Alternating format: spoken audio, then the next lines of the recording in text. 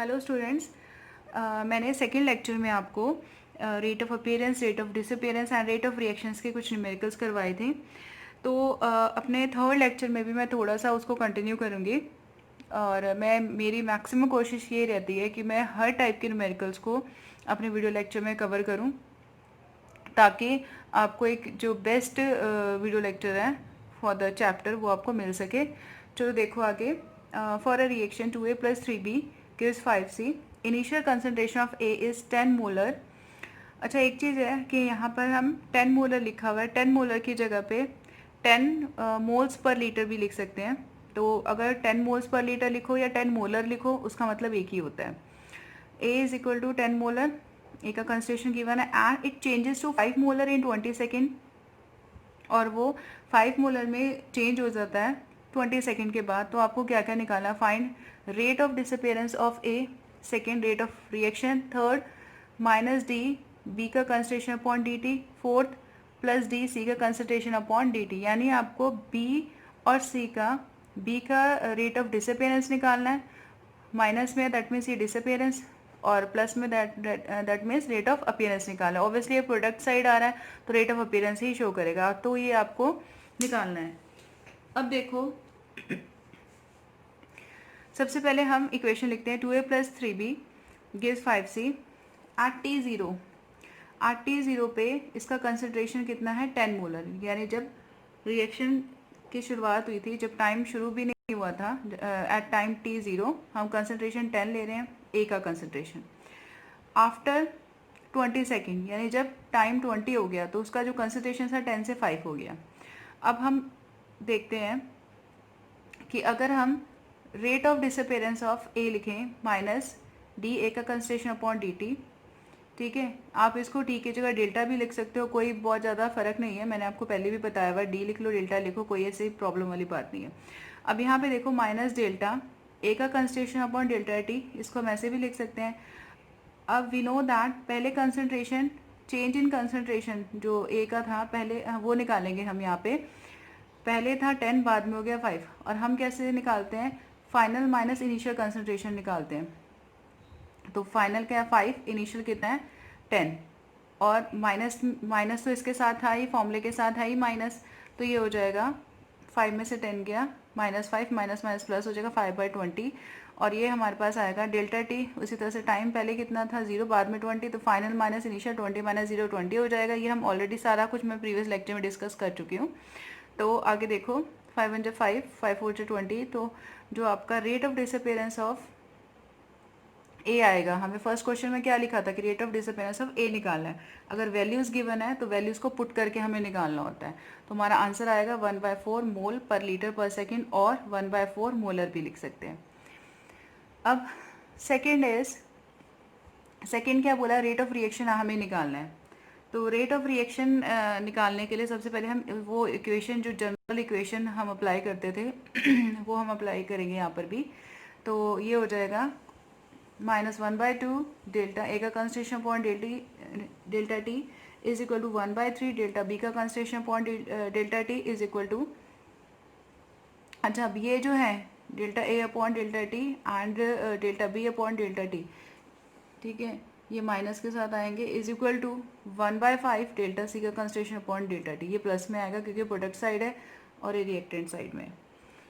अब हमारे पास जो वैल्यू है, हमें पता है सारी वैल्यूज़ इक्वल होती हैं। हमारे पास जो वैल्यू है वो इसकी हमें पता है कि इसका जो है रेट ऑफ डिसअपीयरेंस ऑफ ए का कितना आ रहा है, 1/4 आ रहा है। तो हम उसी को रिलेट करके रेट ऑफ रिएक्शन निकालेंगे। हम रेट ऑफ रिएक्शन को इसके इक्वल कर दें क्योंकि इसकी वैल्यू हमें पता है। तो ये आ जाएगा, जो रेट ऑफ डिसअपीयरेंस है -1/2 डेल्टा ए का कंसंट्रेशन अपॉन डेल्टा टी। अब यहाँ पे है कि 1/2 तो इस फॉर्मूले में था ही, इनटू, अब एक चीज़ है कि ये जो वैल्यू है हमें पता है minus D A upon D T कितना आया हमारा 1/4, तो minus D A upon D T, minus D A upon D T, ये minus D A upon D T की वैल्यू कितनी आई है 1/4, तो वो हम यहाँ पे पुट करेंगे इंटू 1/4, और हमारा आंसर आ जाएगा 1/8 मोल पर लीटर पर सेकेंड। यानी रेट ऑफ रिएक्शन कितना आ गया 1/8 मोल पर लीटर पर सेकेंड। ठीक है, कई बार बच्चे कंफ्यूज हो जाते हैं माइनस साइन से, तो आप ये चीज़ ध्यान रखो कि ये माइनस डी/dt की वैल्यू दे रखी है। कभी भी ये चीज़ याद रखना, माइनस साइन से कभी कंफ्यूज होने की जरूरत नहीं है। एक चीज़ अपने दिमाग में रखना कि रेट ऑफ रिएक्शन कभी भी नेगेटिव नहीं होगा, ठीक है। And the third one is, आपको क्या दिया हुआ यहाँ पे, हमें निकालना था माइनस डी बी का कंसेशन अपॉन dt, ये निकालना था, यानी rate of disappearance of B निकालना है यहाँ पे। तो हमें क्या दे रखा है, हम क्या करेंगे, इसको और इसको इक्वल कर लेंगे, ठीक है, क्योंकि हमें इसकी वैल्यू पता चल गया, तो इसको इसको इक्वल कर लेंगे तो हमें rate of disappearance of B हमारे पास ईजिली निकल जाएगा। अब एक चीज़ देखो, हमने इसको इसके इक्वल कर लिया।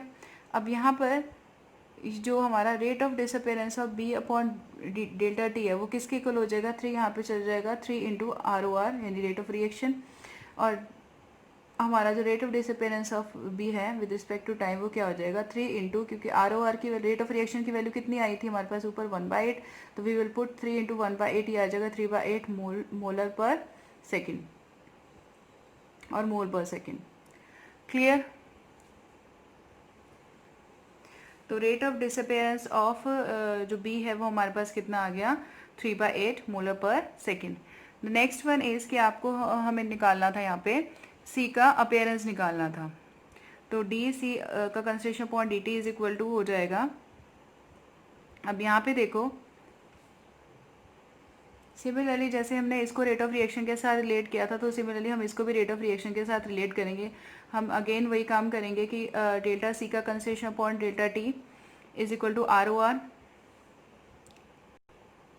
देखो हम कैसे कर सकते हैं, हमारे पास जो सी का कंसेशन है उसको हम कैसे लिखेंगे, जो हमने रेट ऑफ रिएक्शन लिखा था तो हम लिखेंगे 1/5 डेल्टा सी का concentration upon delta T is equal to, ये किसके इक्वल हो जाएगा, रेट ऑफ रिएक्शन के, क्योंकि सारे इक्वल है तो ये रेट ऑफ रिएक्शन के इक्वल हो जाएगा। अब हम क्या लिखेंगे, हमें पता है रेट ऑफ रिएक्शन की वैल्यू कितनी है, रेट ऑफ रिएक्शन की वैल्यू हमारे पास 1/8 आई थी, तो हमें चाहिए सिर्फ और सिर्फ अपीयरेंस, और अपीयरेंस में कोफिशिएंट नहीं आता तो 5 आगे चला जाएगा, यहाँ पे मल्टीप्लाई हो जाएगा 8 के साथ, और हमारा आंसर आएगा 5/8 मोलर या मोल पर सेकेंड। तो हमारा आंसर आ गया 3/8 मोलर आया हमारा इसका rate of disappearance of B, and 5/8 molar आया rate of appearance of concentration of C. अब नेक्स्ट क्वेश्चन हमें करना है, इस क्वेश्चन को ध्यान से देखना, थोड़ा सा यूनिक सा क्वेश्चन है, थोड़ा सा कॉम्प्लिकेटेड है, बट बहुत ज़्यादा कॉम्प्लिकेटेड नहीं है, बस थोड़ा सा इसमें दिमाग यूज़ होगा। देखो कैसे करना है इसको। N2 plus H2 gives ammonia if rate of appearance, ROA means rate of appearance of ammonia is equal to 1.7 kilogram per R. आपको रेट ऑफ अपीयरेंस अमोनिया का गिवन है 1.7 kilogram per R. Then calculate rate of disappearance of H2 in gram per minute. अब आपको rate of appearance ammonia का दे रखा है, वो भी किस में दे रखा है, किलोग्राम पर आर में, लेकिन हमें क्वेश्चन में क्या निकालना है, हमें कैलकुलेट करना है rate of disappearance of H2 in gram per minute, हमें ग्राम पर मिनट में निकालना है rate of disappearance of H2। तो सबसे पहले हम क्या करेंगे, जो अमोनिया है, अमोनिया का जो रेट ऑफ अपीयरेंस है हम उसको कंसंट्रेशन टर्म में कैलकुलेट करेंगे। देखो कैसे करेंगे, पहले देखो हमें क्या दे रखा है यहाँ पे, देखो rate of appearance of ammonia हम कैसे लिखेंगे, DNH3/dt। कोफिशिएंट हम नहीं लिखते हैं अपीयरेंस और डिसअपीयरेंस में, वो कितना गिवन है हमें 1.7 किलोग्राम पर आर, वो हमें गिवन है। अब एक चीज़ देखो, किलोग्राम में अगर किलोग्राम को ग्राम में कन्वर्ट करना है तो हम क्या करते हैं, 1000 से मल्टीप्लाई करेंगे यहाँ पर, तो किलोग्राम ग्राम में कन्वर्ट हो जाएगा। अब एक चीज़ है कि हमें यहाँ पे जो कंसंट्रेशन है उसको किस में कन्वर्ट करना है, हमें कंसंट्रेशन को इन terms of moles per litre में कन्वर्ट करना है यहाँ पर, यानी कंसंट्रेशन को हमें किस में कन्वर्ट करना है, मोल्स पर लीटर, मोलैरिटी की टर्म्स में कन्वर्ट करना है। तो हम यहाँ पे देखते हैं मोलैरिटी इज इक्वल टू होता है number of moles in a volume. Number of moles को हम क्या लिख सकते हैं, given mass upon molecular mass, ठीक है। वॉल्यूम को एज इट इज़ V लिख सकते हैं हम यहाँ पे।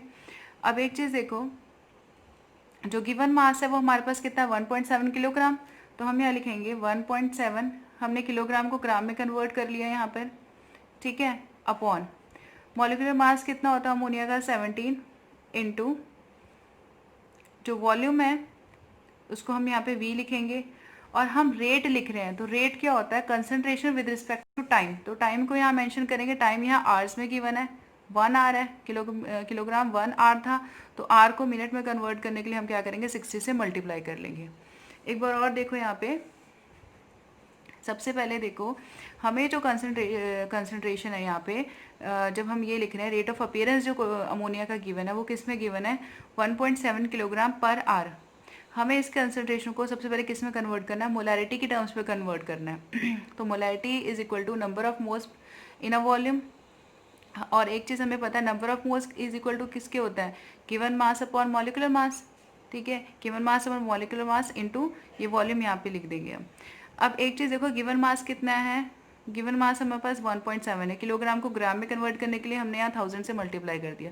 मॉलिक्यूलर मास कितना होता है अमोनिया का 17 इंटू V, ये यहाँ फॉर्मूले से हमने बनाया। अब एक चीज़ है, हमें जो हम यहाँ पे टाइम रिलेट करेंगे, रीज़न भी क्योंकि जो रेट है, रेट क्या होता है change in consideration with respect to time, तो टाइम यहाँ पे कंसिडर जरूर करेंगे। टाइम यहाँ आवर्स में दे रखा है तो आवर्स को कन्वर्ट कर लेंगे हम मिनट में 60 से मल्टीप्लाई करके। यहाँ पे था किलोग्राम पर आवर, तो आर को कन्वर्ट करना है मिनट में तो 60 से मल्टीप्लाई कर लेंगे। तो हमारा जो कंसनट्रेशन है वो मोल्स पर लीटर पर मिनट में अब कन्वर्ट हो गया, आर को भी हमने मिनट में कन्वर्ट कर लिया था। अब एक चीज़ देखो, नेक्स्ट क्या करना है हमें हमें निकालना क्या है, rate of disappearance of H2। तो हम क्या करेंगे, हमें पता है सारे टर्म्स इक्वल होंगे, अगर रेट ऑफ रिएक्शन लिखेंगे तो सारी टर्म्स इक्वल होंगे, तो हम इन दोनों को इक्वल करके लिखेंगे यहाँ पे, कि यहाँ पे लिखेंगे rate of disappearance of H2 which is equal to rate of appearance of ammonia. अब यहाँ पे देखो हम क्या करेंगे, इसका जो आया है हमारे पास वैल्यू, वो ये वैल्यू आई है, rate of disappearance of ammonia वो इतनी ये वैल्यू आई है। इसका कोफिशिएंट हम यहाँ पे लिख देंगे, ये सारी वैल्यू उठा के हम यहाँ लिख देंगे, ठीक है, और इसका जो कोफिशिएंट है 1/2 ये तो यहीं पे रहेगा, 3 इधर जाके मल्टीप्लाई हो जाएगा 3/2 इंटू ये सारी वैल्यू हम यहाँ पे पुट कर देंगे, ठीक है। यहाँ पर क्या रह जाएगा, यहाँ पे सिर्फ और सिर्फ rate of disappearance of H2 रह जाएगा, जो कि हमें चाहिए था। अब यहाँ पे हम सॉल्व करेंगे, 1.7 डेसिमल को हटाएंगे, यहाँ पे 10 लगाएंगे, 0 से 0 कैंसिल आउट हो जाएगा, ठीक है। फिर हम इसको 17 को 70 से कट कर देंगे, ठीक है। फिर 1 0 यहाँ पर और कैंसिल आउट हो जाएगी, तो यहाँ पे ऊपर रह जाएगा 10 और अब नीचे रह जाएगा 2 2 4V, तो ये रह जाएगा। ये एक इसमें हमने निकाला है मोलर पर मिनट बोल दो या मोल्स पर लीटर पर मिनट बोल दो, मोल्स पर लीटर को हम मोलर भी बोल सकते हैं, मैंने आपको पहले भी कई बार बोला हुआ है। तो ये हो जाएगा rate of disappearance of H2 with respect to time is equal to 10/4V। अब एक चीज़ है कि हमारे पास जो ये आंसर आया है, ठीक है, इसकी जो रेट ऑफ जो डिसअपीयरेंस ऑफ H2 आया वो किस में आया है, मोल्स पर लीटर पर मिनट में, बट हमें क्वेश्चन में क्या गिवन है, हमें क्वेश्चन में गिवन है कि इसको ग्राम पर मिनट में कन्वर्ट करना है। अब नेक्स्ट हमें क्या करना है, rate of disappearance of H2 को कन्वर्ट करना है इन terms of gram per minute, और हमारे पास जो अमोनिया का जो अपीयरेंस आया था वो आया था मोल्स पर लीटर पर मिनट में। तो यहाँ पे देखो 10/V मोल्स पर लीटर पर मिनट, इसको हमें कन्वर्ट करना है ग्राम पर मिनट में। तो हमें पता है कि जो गिवन मास होता है, given mass is equal to molecular mass into molarity into volume.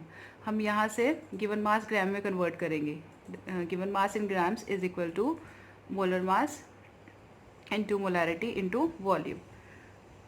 तो हमारे पास जो मोलैरिटी कितनी गिवन है 10/4/V, 10/4/V इंटू जो मॉलिक्यूलर मास होता है हाइड्रोजन का वो होता है 2 इंटू वॉल्यूम। वॉल्यूम को हम एज इट इज़ लिखेंगे क्योंकि बाद में ये कैंसिल आउट हो जाएगा। तो यहाँ पे V से V कैंसिल आउट हो गया, 2 2 4, 2 5 10, तो here only 5 is left.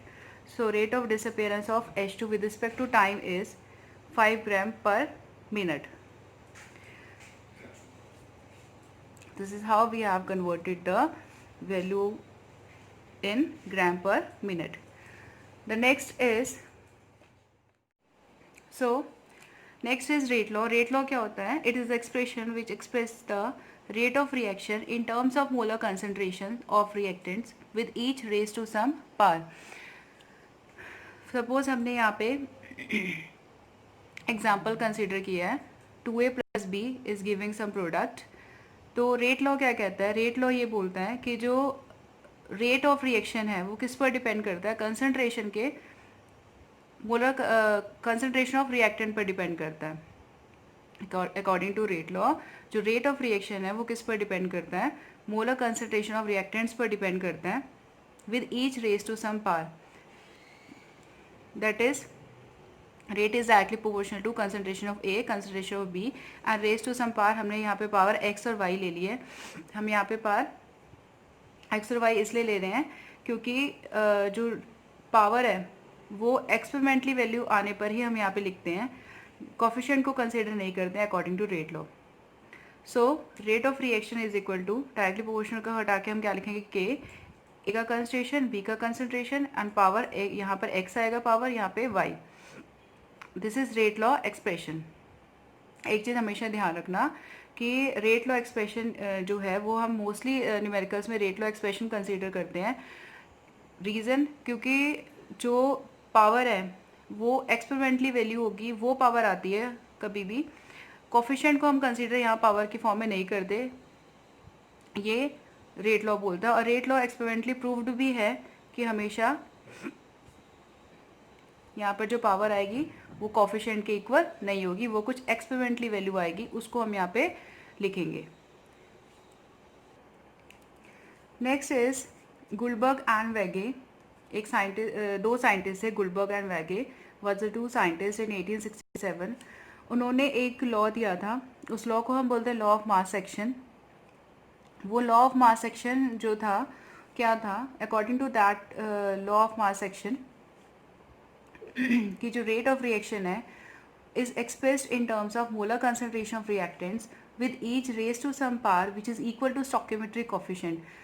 Gulberg and Waage ने बोला था कि भाई कि जो रेट ऑफ रिएक्शन है वो किस पर डिपेंड करता है? रिएक्टेंट के कंसंट्रेशन पर डिपेंड करता है और each raise to some power which is equal to stoichiometric coefficient, और वो जो पावर है स्टोकियोमेट्रिक कोफिशिएंट के इक्वल होना चाहिए. फॉर एग्जाम्पल यहाँ पे इक्वेशन देखो, 2a + b gives product and rate of reaction is equal to, और यहाँ पर हम स्मॉल r भी लिख सकते हैं, small r is equal to k concentration of A की पावर 2 जो कि स्टोकियोमेट्रिक कोफिशिएंट के इक्वल है, एंड कंसंट्रेशन ऑफ B की power 1 which is also equal to stoichiometric coefficient. यहाँ पर 1 है स्टोकियोमेट्रिक कोफिशिएंट. ठीक है, तो ये था law of mass action. But law of mass action was not experimentally proved. ये जब इसके प्रूव किया गया तो इसका law of mass action her equation में सही नहीं था. ठीक है, किसी किसी इक्वेशन में law of mass action proof होता है, लेकिन जो रेट लॉ है, जो हमने पीछे रेट लॉ किया था, वो हर इक्वेशन के लिए वो एक्सपेरिमेंटली प्रूव्ड वैल्यू है. So rate law is experimentally proved and law of mass action is applicable on few reactions. Next is order of reaction. अब order of reaction क्या होता है? The sum of the exponents or powers to which the molar concentration in rate law equation are raised to express observed rate of reaction is called order of reaction. जो exponents होते हैं उनका जो total होता है वो order of reaction होता है. For example, हमने रेट लॉ किया था. रेट लॉ क्या कहता है कि जो रेट ऑफ रिएक्शन है किस पे डिपेंड करता है? कंसंट्रेशन ऑफ रिएक्टेंट पर डिपेंड करता है. ऑब्वियसली अगर रिएक्टेंट का कंसंट्रेशन ज़्यादा होगा तो प्रोडक्ट का कंसंट्रेशन भी ज़्यादा होगा, तो रेट ऑफ रिएक्शन किस पर डिपेंड करना चाहिए? कंसंट्रेशन ऑफ रिएक्टेंट पर डिपेंड करना चाहिए. So rate of reaction according to rate law, rate of reaction क्या होगा इस इक्वेशन का? Rate of reaction is equal to A का कंसंट्रेशन पावर एक्स, बी का कंसंट्रेशन पावर वाई. यहाँ पर कोफिशिएंट के इक्वल नहीं होगा अकॉर्डिंग टू रेट लॉ, ये हम ऑलरेडी कर चुके हैं. सो ऑर्डर ऑफ रिएक्शन क्या होगा? जो भी यहाँ पर पावर आएगी एक्सपेरिमेंट करके प्रूव्ड वैल्यू आएगी यहाँ पे, वो उनका सम जो होता है total sum of exponents that is x + y which is equal to order of reaction. Suppose यहाँ 1 है, यहाँ पे 2 है, तो 1 + 2 कितना हो जाएगा 3, तो ऑर्डर ऑफ रिएक्शन कितना हो जाएगा 3 हो जाएगा। अब एक चीज़ देखो, ऑर्डर ऑफ रिएक्शन को हम किससे रिप्रेजेंट करते हैं, n से रिप्रेजेंट करते हैं, स्मॉल n से। तो small n is equal to x + y। n negative भी हो सकता है, पॉजिटिव भी हो सकता है, और कोई फ्रैक्शनल वैल्यू भी हो सकती है। कुछ इंपॉर्टेंट पॉइंट्स हम देखते हैं n के लिए। n may be integer, it may be fraction. Second is order of reaction do not have any relation with stoichiometric coefficient. ये चीज़ याद रखना कि जो ऑर्डर ऑफ रिएक्शन है उसका कोई रिलेशन नहीं होता स्टोइकोमेट्रिक कोफिशिएंट से। वो अपने आप में एक्सपेरिमेंट से प्रूफ करके जो वैल्यू आती है वो हम लेते हैं, ठीक है। तो ये हमेशा स्टोइकोमेट्रिक कोफिशिएंट के इक्वल नहीं होगा, ये कभी भी स्टोइकोमेट्रिक कोफिशिएंट के इक्वल नहीं होगा। किसी किसी रिएक्शन में हो सकता है, बट वो बहुत कम रिएक्शंस होती हैं। So for the maximum reactions, order of reaction do not have any relation with the stoichiometric coefficient. The next one is it can only be find out by the experiment. ठीक है, मैंने आपको बोला था कि जो पावर्स हैं वो एक्सपेरिमेंट करके ही हमें मिलते हैं। तो जो ऑर्डर ऑफ रिएक्शन है वो भी इन पावर्स को ऐड करके मिलेंगे। जो एक्सपेरिमेंट प्रूफ वैल्यूज आएंगे यहाँ पर x और y की जगह पे, उनको ऐड करके ही हमें क्या मिलेगा, ऑर्डर ऑफ रिएक्शन। सो हम ये बोल सकते हैं कि order of reaction can only be find out by the experiment. Next हमें जो करना है कि units of K, rate constant, K is the rate constant, और इसको हम वेलोसिटी कांस्टेंट भी बोलते हैं, स्पेसिफिक रेट कांस्टेंट भी बोलते हैं। हमें यूनिट्स यहाँ पे करने हैं, यूनिट्स ऑफ रेट कांस्टेंट करना है for different order of reaction. अगर 1 ऑर्डर हो, 2 ऑर्डर हो, ठीक है, तो उस हिसाब से हमें 0 ऑर्डर हो तो उस हिसाब से हमें यूनिट ऑफ के कैलकुलेट करना है वो हम यहाँ पे कैलकुलेट करना सीखेंगे। यहाँ पे देखो, रेट जो होता है डायरेक्टली प्रोपोर्शनल होता है कंसंट्रेशन के कंसंट्रेशन पर डायरेक्टली प्रोपोर्शनल होता है रेज टू सम पार। यहाँ पे हम लिख सकते हैं R इज इक्वल टू के, डायरेक्टली प्रोपोर्शनल को हटा के के कंसंट्रेशन की पावर n। के क्या है यहाँ पर, वेलोसिटी कांस्टेंट, रेट कांस्टेंट और specific rate constant. So the general formula for के, हम एक जनरल फॉर्मूला निकालते हैं के के लिए। कैसे निकालेंगे देखो, for example A plus B give C. A क्या है यहाँ पर, small A is the coefficient, small B is the coefficient, small C is the coefficient. Rate किस, अकॉर्डिंग टू रेट लॉ, जो रेट किस पर डिपेंड करेगा, कंसंट्रेशन ऑफ रिएक्टेंस पर डिपेंड करेगा, रेज टू सम पार।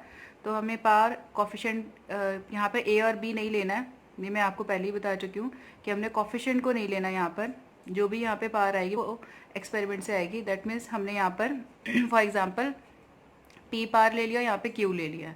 तो are is equal to K, A का concentration power P, B का concentration power Q. So K को हम यहाँ पे लिखेंगे K is equal to R upon, जो कंसंट्रेशन रिएक्टेंस के वो नीचे चले जाएंगे, के को हमने यहाँ पे ले लिया साइड में, और R upon concentration of reactants यहाँ पर आ जाएंगे। रेट का हमने यूनिट किया था, रेट का यूनिट क्या होता है, rate is change in concentration with respect to time. तो रेट का यूनिट क्या था, मोल पर लीटर टाइम इनवर्स, मोल पर लीटर टाइम इनवर्स, ये हमारा था रेट का यूनिट। अब एक चीज़ है कि यहाँ पर है रिएक्टेंट्स, अब रिएक्टेंट्स का भी यूनिट हमें कंसीडर करना है। इसका यूनिट क्या होगा, मोल पर लीटर, इसका भी यूनिट क्या होगा, मोल पर लीटर। तो हम क्या करेंगे, बेस सेम है, पावर ऐड हो जाएंगे, तो हम क्या लिख सकते हैं इसको, मोल per litre P plus Q. इसका भी मोल पर लीटर, इसका भी मोल पर लीटर, तो हम क्या लिख सकते हैं, मोल per litre P plus Q.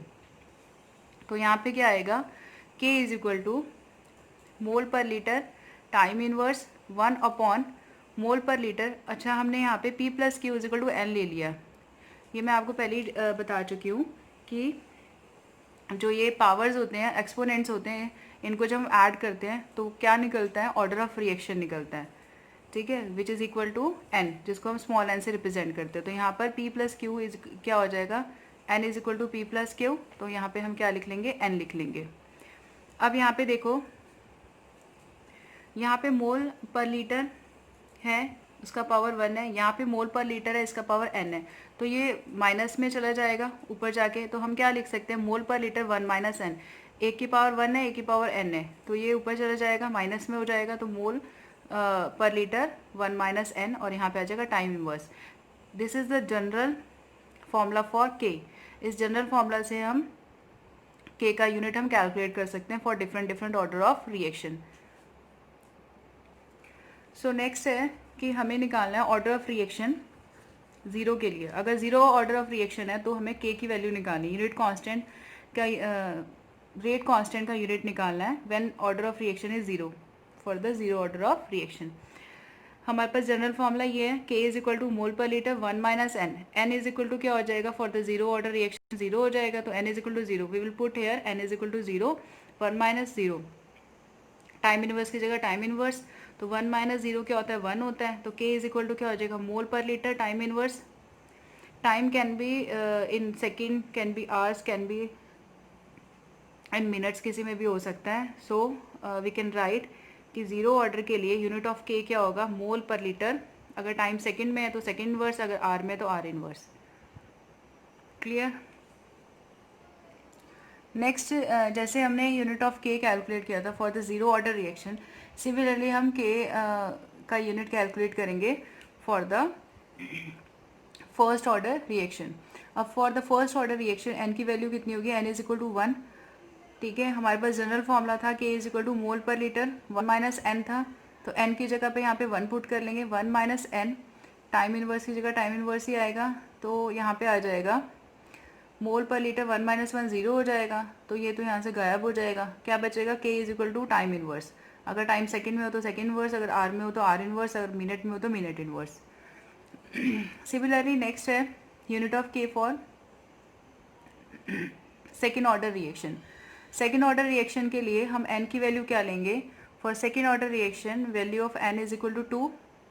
So we have general formula mole per litre 1 minus N, ये हमने ऑलरेडी पहले किया हुआ है, तो k इज इक्वल टू यहाँ पर n की जगह पे क्या पुट करेंगे, 2 पुट करेंगे, तो मोल पर लीटर 1 माइनस एन की जगह पे क्या आ जाएगा 2, time inverse k is equal to mole per litre 1 minus 2 क्या हो जाएगा, -1, टाइम इनवर्स, तो the finally unit of K क्या हो जाएगा यहाँ पर, mole inverse, litre inverse, second inverse.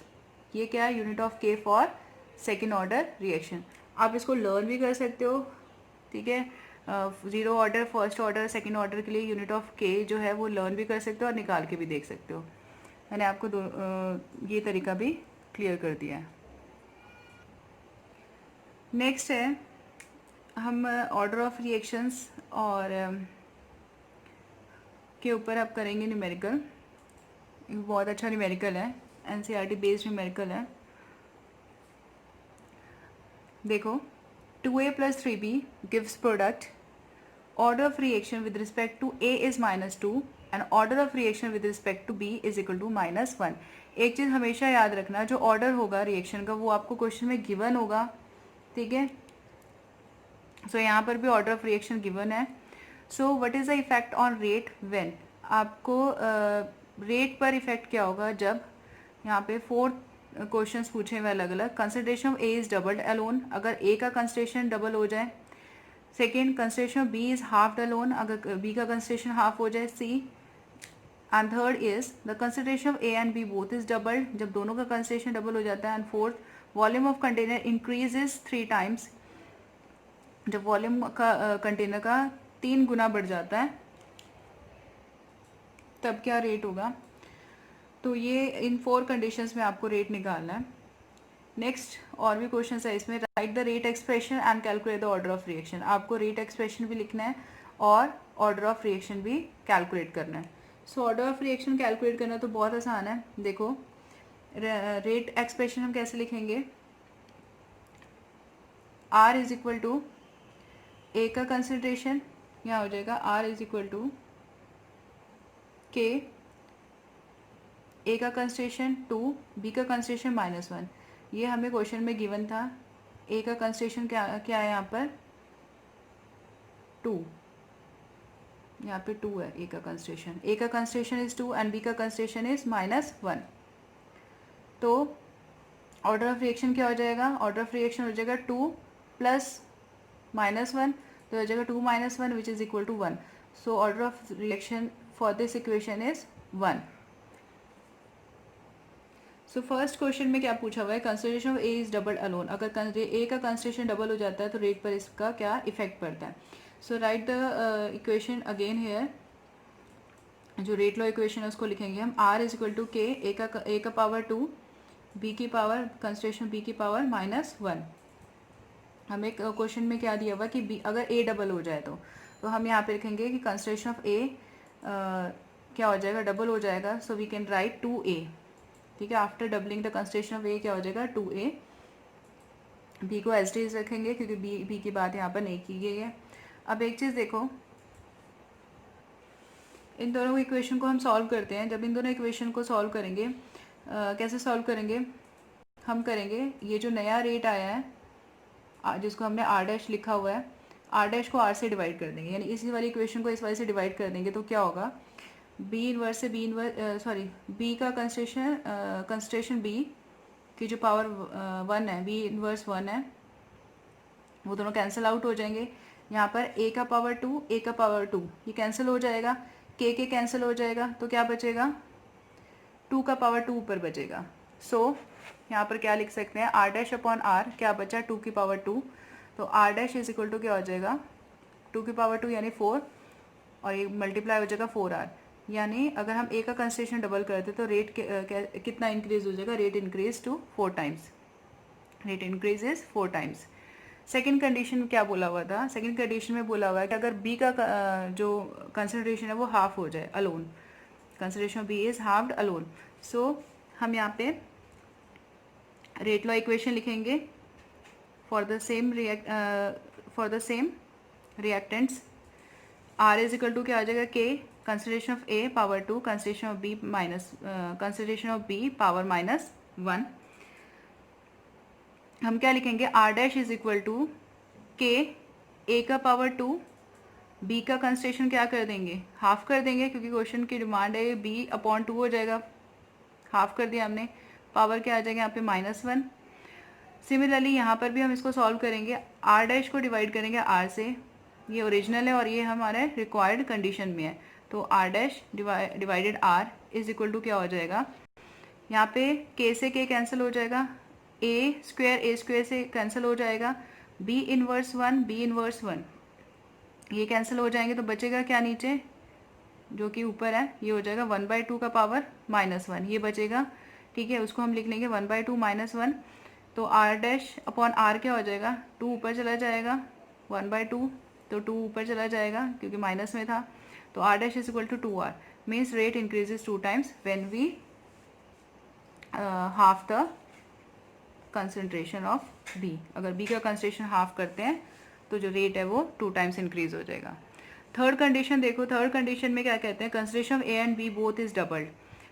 अब हम ओरिजिनल रेट लॉ इक्वेशन लिखेंगे, R is equal to K, A की पावर 2, बी की पावर -1, और जो रिक्वायर्ड कंडीशंस पे आर जो रेट लिखेंगे उसको क्या लिखते हैं, आर डैश, ए का कंसिडरेशन भी डबल कर देते हैं, बी का कंसिडरेशन भी डबल कर देते हैं, तो ये हो जाएगा R dash is equal to K 2a की पावर 2, 2b की पावर -1। अब जो जो कैंसिल होते हैं उसको कैंसिल कर देंगे, इनको सॉल्व करेंगे, R dash divide by R, that means ये जो इक्वेशन है उसको हमने इस इक्वेशन से डिवाइड कर लिया। अब देखो बचेगा क्या, के से के कैंसिल हो जाएगा, ठीक है, ए स्क्वायर से ए स्क्वायर कैंसिल हो जाएगा, यहाँ पे 2 का स्क्वायर बचेगा ऊपर, ठीक है, हम इसको इससे डिवाइड कर रहे हैं तो 2 का स्क्वायर यहाँ पे बचेगा, बी इनवर्स 1 कैंसिल आउट हो गया, यहाँ पे क्या बचेगा 2 इनवर्स 1 ऊपर बचेगा। सो जो न्यू रेट है आर डैश है वो किसके इक्वल हो जाएगा, 2r के इक्वल हो जाएगा। यहाँ पे देखो 2 2 जो 4, ये 2 इनवर्स में है तो एक 2 इसको 1/2 भी ले सकते हैं तो कैंसिल आउट हो जाएगा, 2 2 जो 4, 2 बचेगा यहाँ पर, so R dash is equal to 2r, तो rate increases 2 times. Fourth condition देखो, फोर्थ कंडीशन में फोर्थ बहुत ही यूनिक कंडीशन दे रखी है। फोर्थ कंडीशन क्या बोला हुआ है कि when volume of container increases 3 times, जब वो कंटेनर को हम 3 गुना बड़ा कर लेते हैं तो उसके रेट पर क्या इफेक्ट होगा। अब एक चीज़ देखो, जो कंसंट्रेशन होता है किसी भी सब्सटेंस का वो किसके इन्वर्सली प्रोपोर्शन होता है, वॉल्यूम के इन्वर्सली प्रोपोर्शन होता है। अगर वॉल्यूम ज़्यादा होगा तो कंसंट्रेशन कम होगा, या हम ये भी बोल सकते हैं कि अगर वॉल्यूम कम है तो कंसंट्रेशन ज़्यादा, यानी एक दूसरे के इन्वर्सली प्रोपोर्शनल होगा। यहाँ पर वॉल्यूम ज़्यादा हो रहा है, अगर वॉल्यूम ज़्यादा होगा तो कंसंट्रेशन क्या हो जाएगा, कम हो जाएगा। और यहाँ पर क्वेश्चन में क्या गिवन है कि वॉल्यूम क्या हो रहा है, 3 टाइम्स इंक्रीज हो रहा है। जब वॉल्यूम 3 टाइम्स इंक्रीज होगा तो उसका कंसंट्रेशन क्या हो जाएगा, 1/3 डिक्रीज हो जाएगा। ठीक है, अगर वॉल्यूम ऑफ कंटेनर वॉल्यूम 3 गुना बढ़ रहा है तो कंसंट्रेशन क्या हो जाएगा, 1/3 हो जाएगा। ठीक है, तो यहाँ पर हम क्या लिख सकते हैं कि R is equal to for the reaction K A की पावर 2 बी की पावर -1। ठीक है, अब यहाँ पे देखो हमने यहाँ पे देखा है कि वॉल्यूम जो है वो अगर 3 गुना बढ़ जाए कंटेनर का, यानी volume is increases to 3 times, तो कंसंट्रेशन इज डिक्रीजेस टू 1/3 हो जाए, क्योंकि आपस में एक दूसरे के इन्वर्स रिलेशनशिप है। तो कंसंट्रेशन हम क्या कर देंगे, 1/3 कर देंगे। यहाँ पे हो जाएगा a/3 की पावर 2, यहाँ पे हो जाएगा b की पावर 3 की power -1 in new rate of reaction. जो न्यू रेट ऑफ रिएक्शन लिखेंगे वो हम ऐसे लिखेंगे। अब एक चीज़ देखो, इसको सॉल्व करेंगे, r'/r, इसको डिवाइड करेंगे इससे, क्या क्या कैंसिल हो जाएगा, k से k कैंसिल हो जाएगा। यहाँ पर a की पावर 2 और a की पावर 2 ये कैंसिल हो जाएगी। यहाँ पे क्या बचेगा, 1/3 की पावर 2 बचेगा यहाँ पे, तो इसको हम लिख लेंगे 1/3 की पावर 2। अब यहाँ पे देखो b इनवर्स 1 ये कैंसिल आउट हो जाएगा। नीचे क्या बचेगा, 1/3 की पावर -1, तो हम उसको यहाँ पे लिख लेंगे 1/3 की पावर -1। अब ये ट्वाइस है, ये -1 है, तो कैंसिल आउट होके क्या आएगा, 1/3। तो जो न्यू रेट ऑफ रिएक्शन है वो किसके इक्वल आएगा, r' is equal to r/3। So rate decreases 3 times अगर हम कंटेनर का वॉल्यूम 3 गुना बढ़ाते हैं। तो एक और हम न्यूमेरिकल कर लेते हैं, ठीक है, ऑर्डर ऑफ रिएक्शन के ऊपर। क्वेश्चन क्या है, find out the order with respect to species and overall order. आपको एक तो निकालना है, ऑर्डर निकालना है विद रिस्पेक्ट टू स्पीशीज, आपको इसमें ऑर्डर ऑफ रिएक्शन निकालना है। क्वेश्चन क्या गिवन है, क्वेश्चन में आपको ये सारा गिवन है, ये सारा गिवन था, आपको सिर्फ ऑर्डर ऑफ रिएक्शन निकालना है। तो ये सिंपली आप कैलकुलेट करके निकाल सकते हो, क्योंकि हर एक का आपको जो पावर है वो गिवन है।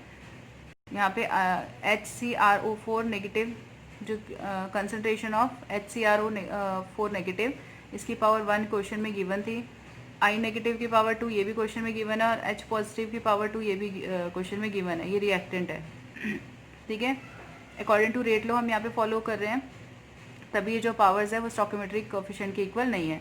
सो इस क्वेश्चन में सिर्फ आपको ऑर्डर ऑफ रिएक्शन कैलकुलेट करना था। तो order of reaction is equal to sum of the exponents, तो ये हो जाएगा 1 + 2 + 2, ये आ जाएगा 5। तो n की वैल्यू कितनी आ जाएगी यहाँ पर, 5। So order of reaction is equal to 5। अब नेक्स्ट क्वेश्चन देखते हैं। For a reaction 2p + q is equal to s। कोई इक्वेशन है जिसमें 2 और 2p + q रिएक्ट कर रहे हैं और क्या बना रहे हैं, s बना रहे हैं। Following data is collected. आपको एक डाटा गिवन है p का, q का और उसका रेट। अगर p का कंसिडरेशन 6 × 10⁻² है और q की कंसिडरेशन 1 × 10⁻² है, तब उस रिएक्शन का जो रेट है वो कितना आता है, 0.0012 आता है। ठीक है, p और q का जो कंसंट्रेशन है इन मोल्स पर लीटर में है। सेकंड कंडीशन में क्या दे रखा है, p का कंसंट्रेशन 6 × 10⁻², q का 2 × 10⁻², और रेट क्या दे रखा है, 0.0024 दे रखा है। सिमिलरली थर्ड कंडीशन में p का कंसंट्रेशन इज 12 × 10⁻², q का concentration is 1 × 10⁻², and rate is 0.0024। ये आपको क्वेश्चन में गिवन है।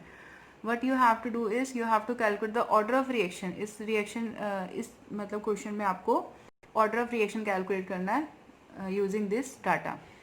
अब एक चीज़ देखो, रेट इज इक्वल टू क्या होता है, according to rate law equation हम रेट क्या लिखेंगे, R is equal to K, reactant का कंसंट्रेशन, P का कंसंट्रेशन एंड Q का concentration and raise to some power. ठीक है, A और B। अगर हमारे पास A और B आ जाएगा तो उसको कैलकुलेट करके हम ऑर्डर ऑफ रिएक्शन हम निकाल सकते हैं। अभी A और B निकालेंगे कैसे, देखो इधर हम जो ये डाटा है इसको यूज़ करेंगे। फर्स्ट कंडीशन में जो आर है वो कितना गिवन है 0.0012, तो हम क्या लिख लेंगे R is equal to K, P का concentration is 6 into 10⁻⁻2 raised to power A, Q का concentration is 1 into 10⁻⁻2 raised to power B, ये इक्वेशन 1 हो जाएगा। सेकेंड कंडीशन में आपको रेट कितना दे रखा है 0.0024 के, पी का concentration is 6 into 10⁻⁻2 power A, B का कंसंट्रेशन आपको गिवन है 2 इंटू 10⁻⁻2 बी का concentration, this is equation second.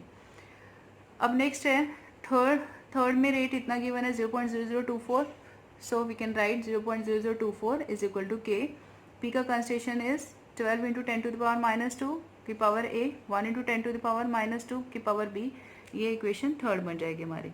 अब हम क्या करेंगे ए और बी का हमें वैल्यू निकालना है। For calculating the value of A and B हम क्या करेंगे, फर्स्ट इक्वेशन को सेकंड से डिवाइड करेंगे। जब हम फर्स्ट इक्वेशन को सेकंड से डिवाइड करेंगे तो क्या क्या कैंसिल आउट होएगा, when we divide first equation को सेकंड से डिवाइड करेंगे, फर्स्ट इक्वेशन को ऊपर लिखेंगे, सेकंड को नीचे लिखेंगे, दोनों को आपस में डिवाइड करेंगे, तो क्या क्या कैंसिल आउट होएगा। देखो यहाँ पर इन दोनों को डिवाइड करेंगे तो नीचे क्या रह जाएगा 12 2 14, 2 रह जाएगा, बाकी सब कैंसिल आउट हो जाएगा, इज इक्वल टू के से के कैंसिल हो जाएगा, ठीक है, ये पूरा कैंसिल हो जाएगा क्योंकि सिमिलर वैल्यू है, 6 इंटू 10⁻⁻2 ए कैंसिल आउट हो गया। अब यहाँ पर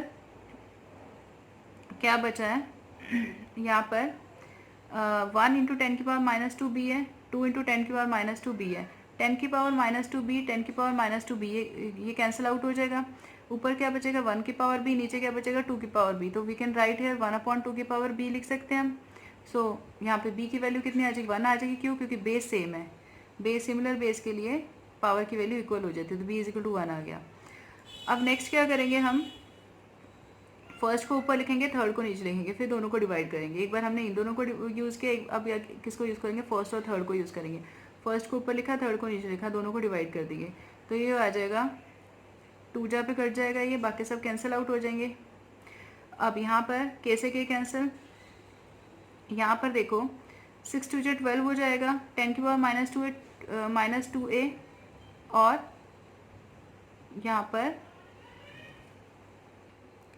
10⁻⁻2 है, यहाँ पर 10⁻⁻2 है, ये दोनों कैंसिल आउट हो जाएंगे। 6 और 12 बचा, 6 2 जा 12, यहाँ पे 2 बचेगा और उसकी पावर ए, यहाँ पर ये बचेगा, 1 की पावर ए बचेगा, उसको हम 1 ही लिख देते हैं, कोई वो नहीं है, 1 की पावर ए लिख दो या 1/2 की पावर ए लिख दो, बात एक ही है।